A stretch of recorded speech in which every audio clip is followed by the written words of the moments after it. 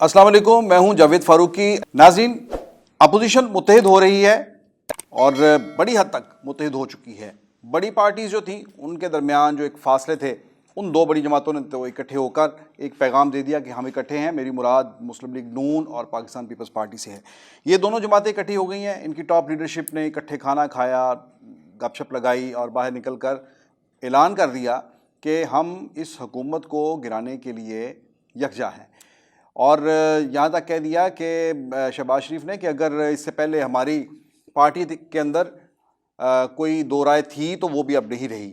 और वो दो राय क्या थी कि हुकूमत को घर भेजना है। किस तरह से भेजना है, उसमें मुस्लिम लीग नून तज़ब्ज़ुब का शिकार थी कि इस्तीफ़े दे दिए जाएं, पार्लियामेंट से निकल जाएं, या फिर पीपल्स पार्टी की ये तजवीज़ थी कि नहीं, हमें अदम एतमाद की तरफ आना चाहिए। तो वो बहरहाल अदम एतमाद की तरफ आ गए। ये दो बड़ी पार्टीज़ इकट्ठी हो गई हैं और इसके साथ साथ जो पीडीएम है उसके अंदर मौलाना फजलुर रहमान जो एक बड़ा फैक्शन है, जिनकी जो सीटें जो हैं वो तकरीबन 16 के करीब सीटें हैं उनकी कौमी असम्बली के अंदर, उनकी और दूसरी पार्टीज़ की मिलाकर। तो इस तरह से ये पार्टीज़ जो हैं ये इकट्ठी हो गई हैं। और अब जो आगे बात चलेगी, जिससे अगर ये हुकूमत को गिराना चाहते हैं और उन्होंने ऐलान किया है कि हम अदम एतमाद लेकर आएंगे हुकूमत के ख़िलाफ़, और वो अदम एतमाद जो है वो सरासर खेल है पार्लियामेंट के अंदर का। पार्लियामेंट के अंदर आपको नंबर्स शो करने हैं, दिखाना है कि आपके पास जो वज़ीर आज़म है मुल्क का, उससे ज़्यादा वोट हैं आपके पास, और अब ये जो है इसका राइट नहीं है हुकूमत में बैठने का।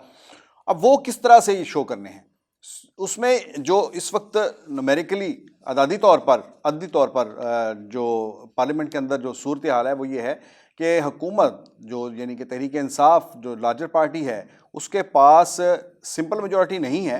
ताहम उसके इत्तेहादी पार्टीज़ जो हैं, जिनमें काफ लीग है, जीडीए है, बाप पार्टी है और एमकेएम है, ये चार पार्टीज़ हैं। इनकी 20 सीटें हैं। ये 20 सीटें मिलाकर हुकूमत की मेजॉरिटी बनती है कोई 10-12 वोट्स की। तो खेल यहीं पर है, इन्हीं फिगर्स के ऊपर आकर ख़त्म होता है और इन्हीं पार्टीज़ के ऊपर, इनके हाथ में है, जो हुकूमती इत्तेहादी जमातें हैं इनके हाथ में है कि वो इमरान हुकूमत को मज़ीद 1.5 साल देते हैं या नहीं देते। तो अब इसीलिए जो अपोजिशन के लीडर्स आसिफ जरदारी और शहबाज शरीफ, उन्होंने अब रुख किया है अब इन इत्तेहादी पार्टियों की तरफ और उनके साथ राब्ते कर रहे हैं। आसिफ अली जरदारी ने चौधरी बरादरान के साथ मुलाकात की, शहबाज शरीफ जो हैं वो एमकेएम से मिल रहे हैं, इसी तरह से मौलाना फजलुर रहमान से भी एमकेएम के जो लोग हैं उनकी मुलाकात हुई है। इस तरह बाप पार्टी जो है वो भी अपने तौर पर, उसने भी पिछले 2 दिन से थोड़ी सी डिफरेंट एक लाइन लेनी शुरू की है और बुनियादी तौर पर यही एक वजह बताई जाती है अपोजिशन की तरफ से भी कि यही चीज़ें हैं जो हमें, जब उनसे ये पूछा जाता है कि आप जो कहते हैं कि एस्टेब्लिशमेंट जो है वो हुकूमत के साथ है, और जब भी हम कोई हुकूमत को टफ़ टाइम देने के लिए तरफ आते हैं तो एस्टेब्लिशमेंट उसे आके प्रोटेक्ट करती है और उसका हाथ जो है आ जाता है, वो कंधा दे देते हैं गवर्नमेंट को। तो क्या अब आपने ये इस बात की यकीन दहानी हासिल कर ली है कि एस्टेब्लिशमेंट जो है वो इमरान हुकूमत को बचाने के लिए नहीं आएगी? तो उनका यही ख्याल है, उनका ये कहना है कि एस्टेब्लिशमेंट इस दफ़ा अगर हम जो है वो अगर अदम एतमाद लेकर आते हैं तो एस्टेब्लिशमेंट उसमें हमें नाकाम नहीं होने देगी या हमारी रास्ते में रुकावट नहीं बनेगी। यानी जिस तरह से चेयरमैन सेनेट के ख़िलाफ़ अदम एतमाद की तहरीक लाई गई थी तो उसमें बड़ा खुलकर एक सामने आया कि एक बड़ा सॉफ्ट किस्म का ऑपरेशन हुआ कि अदम एतमाद की तहरीक जो पेपर जो दाखिल किया गया उसके अंदर तो कुछ 66 अरकान के सिग्नेचर्स थे, 66-67 अरकान के सिग्नेचर थे और मेजॉरिटी ऑफ द हाउस ने सिग्नेचर कर दिए थे। लेकिन अदम एतमाद कंप्लीट इस तरह से होती है चेयरमैन सेनेट के ख़िलाफ़ कि खुफिया बैलेट होता है। अब खुफिया बैलेट की जब बारी आई तो अपोजिशन के को 12-14 अरकान जो थे वो ट्विस्ट कर गए और उन्होंने सादक संजरानी के हक़ में वोट दे दिया। तो ये था वहाँ पर ये मरहला था जिस पर अपोजिशन ने कहा कि ये दरमियान में एस्टेब्लिशमेंट ने अपना काम डाला है और उन्होंने हमारे वोट जो हैं तुरवाए हैं। लेकिन अब वो कहते हैं कि अब ऐसा नहीं होगा। अच्छा, ऐसे कैसे नहीं होगा?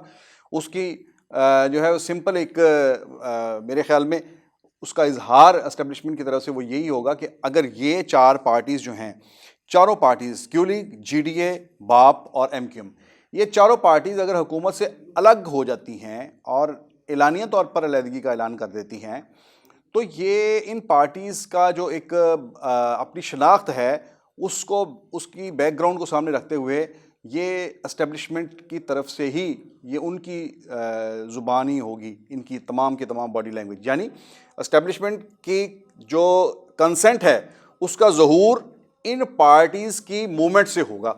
यानी अगर ये पार्टीज़ हुकूमत के साथ रहती हैं, हुकूमत को नहीं छोड़ती, तो इसका मतलब यह है कि अपोजिशन की सारी खाम ख्यालियाँ हैं वो नहीं विन ओवर नहीं कर सकी इस्टेब्लिशमेंट को, और इस्टेब्लिशमेंट ने जो गिफ्ट की हुई हैं इमरान साहब को, जो पार्टीज़ जो सपोर्ट दी हुई है पार्लियामेंट के अंदर, वो उनके पास ही है।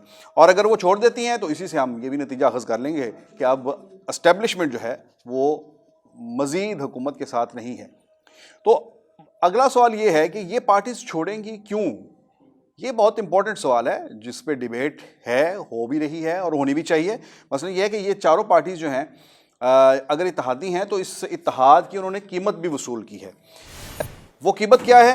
वो कीमत ये है कि पंजाब के अंदर मुस्लिम लीग काफ जो है उसने पंजाब में और मरकज़ में बहुत अच्छी पोजीशंस ली हुई हैं। स्पीकर पंजाब असम्बली की सीट उनके पास है, 2 वजारतें हैं, बाकी अरकान भी जो 10 के करीब जो अरकान हैं वो तमाम के तमाम 2 वज़ीर बने हैं और बाकी कहीं ना कहीं पार्लियामेंट्री सेक्रेटरी हैं, यानी कहीं ना कहीं अकोमोडेट हुए हैं। मरकज़ में उनके पास 2 वफाकी वजारतें हैं, यानी 5 उनकी सीटें हैं मरकज़ में, और 5 में से 2 जो हैं वो फेडरल मिनिस्टर हैं।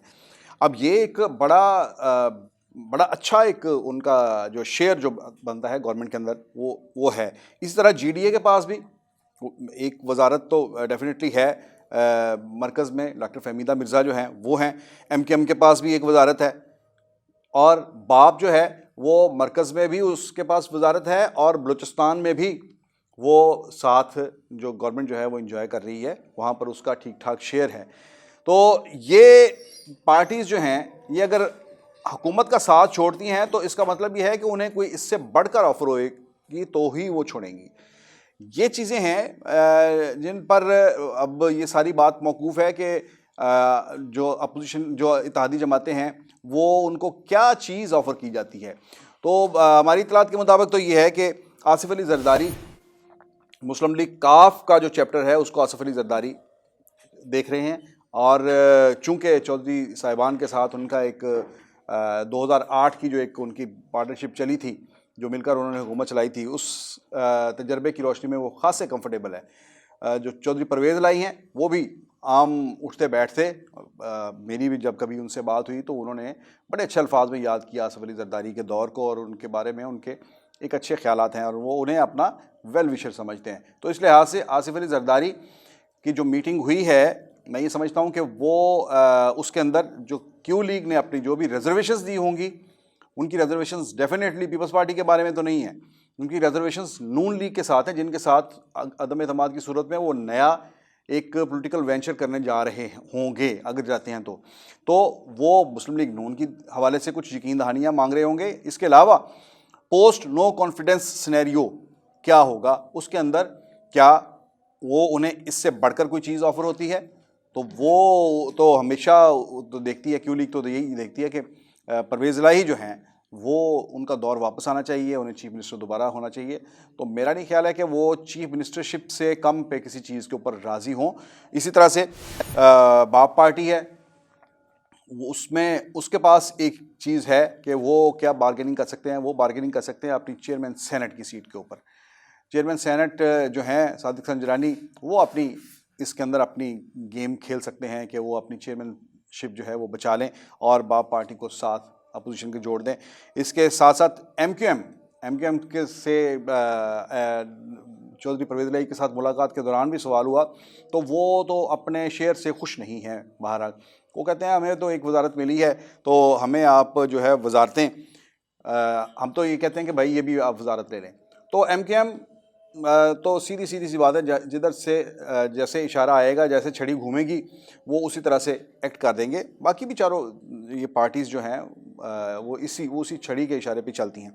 तो ये है अब तक की सूरत हाल कि जिसमें इत्तेहादी पार्टीज़ जो हैं हुकूमत की, उनके हाथ में सारी गेम चली गई है। अब ये देखना है कि तमाम इत्तेहादी अपने अपने तौर पर अपोजिशन से डील करते हैं या वो आप एक इकट्ठे होकर जॉइंटली कोई ऐसा अपोजिशन के साथ कोई डील करते हैं, या यही डील, ये भी इम्कान रद्द नहीं किया जा सकता है कि यही प्रेशर जो है ये इसको इस्तेमाल कर जाएं और हुकूमत से मज़ीद कुछ शेयर ले लें। अब देखना ये है कि ये बड़े ख़तरनाक मरहले में खेल जो है वो दाखिल हो गया है। इसमें कौन किसको क्या देता है, क्या लेता है, कौन किसको गिराता है, किसको उठाता है, ये आइंदा 3-4 रोज़ में काफ़ी चीज़ें जो हैं ये क्लियर होने का इम्कान है। देखते हैं इसके ऊपर क्या बनता है। तब तक जो है वो मज़ीद जो भी अपडेट्स आएंगी आपके साथ शेयर करेंगे। अगली वीडियो तक के लिए इजाज़त दीजिए। अल्लाह हाफिज़।